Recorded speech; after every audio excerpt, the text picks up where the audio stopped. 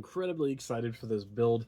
This is one of those sets that the minute it was announced, I knew it would be coming home. I feel very old thinking about how old I was when the Spider-Man 3 or the Spider-Man series actually came out. That's a little depressing, but not as bad as realizing that when I did the Lightning McQueen build, that Cars is it's celebrating its 20th anniversary. God help me, I'm getting old. Hello, I'm Zach, and welcome back to the channel for another LEGO build. This is the epic battle Spider-Man versus Sandman. Of course, you do have Venom as well. This is one of the Marvel, collector's pieces. This is only a $25 one, so 25 bucks, 201 pieces, and 3 minifigures is actually really, really solid. Marvel is definitely a hit or miss when it comes to, in my opinion, value for playset or display ability. This is, of course, going to be a pure display piece. I mean, you can play with the minifigures, but this is a dedicated display, hence the little sign down at the bottom. But for 25 bucks, 3 solid minifigures, that is definitely pretty solid. Hopefully the build is as good a quality as I'm hoping it is. It definitely looks fantastic. You can remove Sandman and the minifigures from it. And if you're worried about space, it is 5 inches wide by 5.5 inches tall. So definitely not too bad. A little bit ago, I did the Hulkbuster versus Hulk version of this, which was a double the price, but we'll see how it goes in terms of comparisons to that and the Battle Spider-Man big one on the Lady Liberty head, or Statue of Liberty head, I should say. But I'm excited for this. Like I said, this is definitely one of those sets that when it first came out, I knew it was going to come home. And for the price, it makes it a little bit easier than some of these absolute monstrous sets. So this is definitely on my must-have, for the first portion of 2026. Great set, great minifigures, overall just good value in my opinion. Now, if the build's awful, I'll let you guys know, but from the outside, it's definitely one of the pieces that I recommend. Right before this, I did the DeLorean, which is a really, really cool set, so I'm definitely excited to keep the newer sets going. I've just been super behind.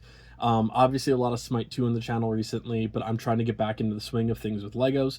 I just haven't felt like building for the past few weeks, or I should say for the past couple months, honestly. And I obviously, one of my full-time jobs is YouTube, and, Legos is a huge portion of that.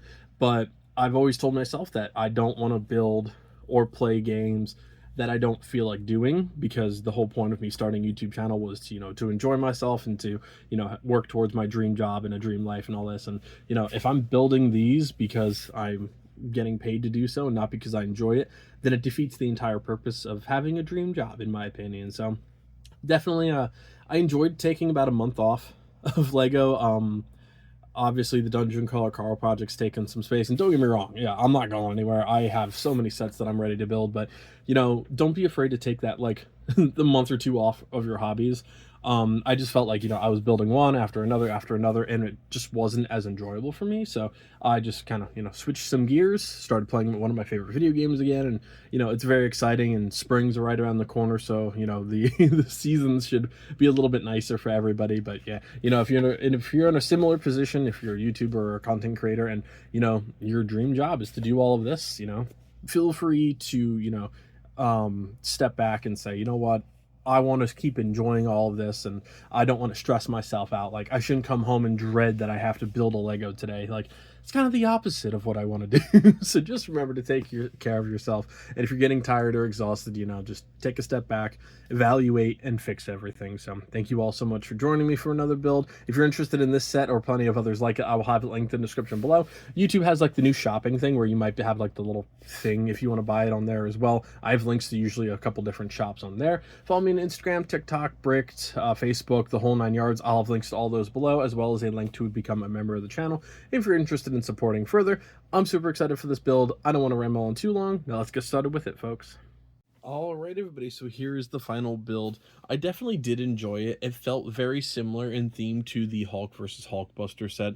Obviously, it is considerably smaller. However, it is, in terms of the background, I would say that one had the street lights and the street signs and fire extinguisher and stuff bouncing around. But this definitely feels very similar, where you can kind of adjust a couple things in the back. For me, I did Spider-Man attached to Venom up top, and Venom looks fantastic. I mean, look at that face. That is my favorite Venom figure they've ever done by far.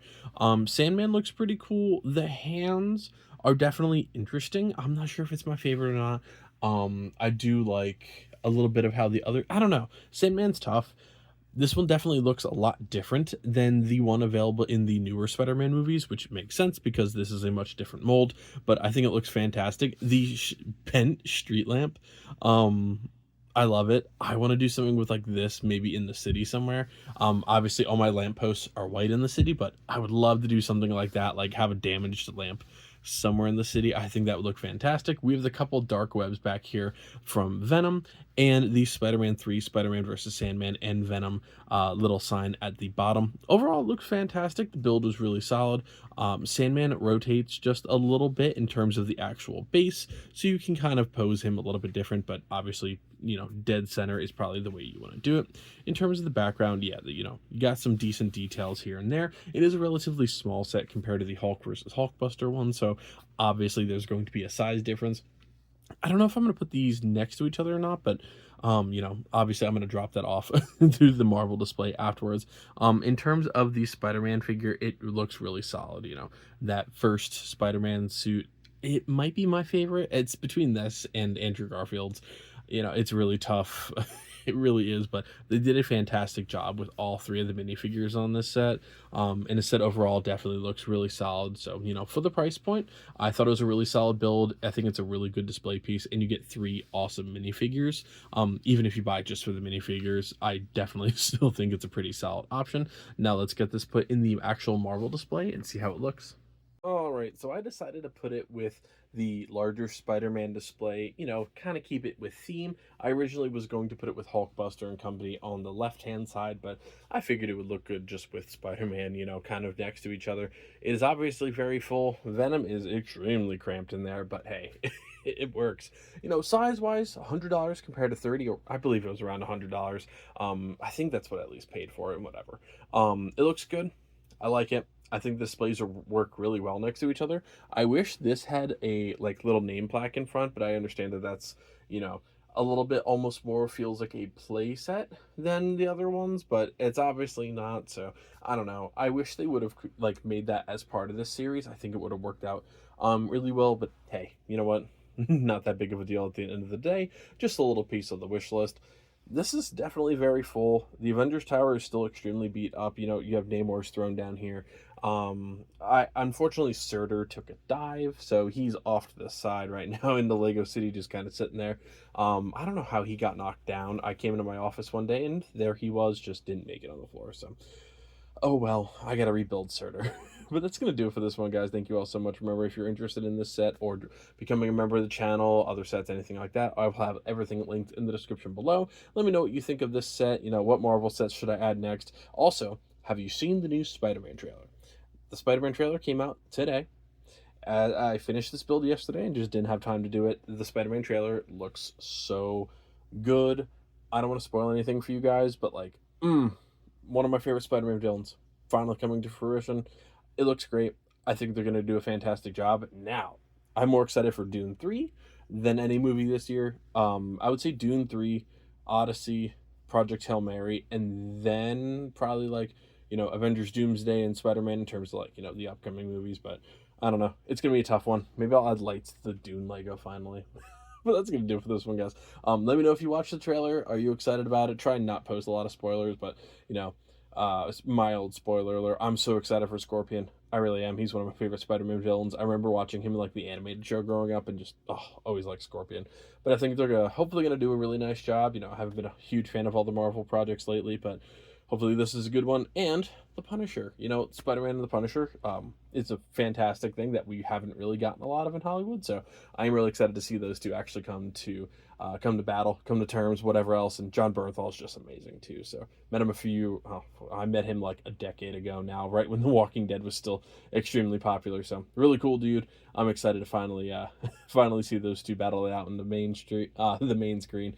I think it's gonna look fantastic. I still haven't watched Daredevil Born Again season 2 either. Oh well, I'm behind on Marvel, but thank you guys so much for joining me. I could keep you here all day rambling about random movie trailers and stuff like that. But definitely, if you haven't watched the trailer, it's fantastic. Definitely make sure you do so. And I'll see you guys next time. Happy building, everybody.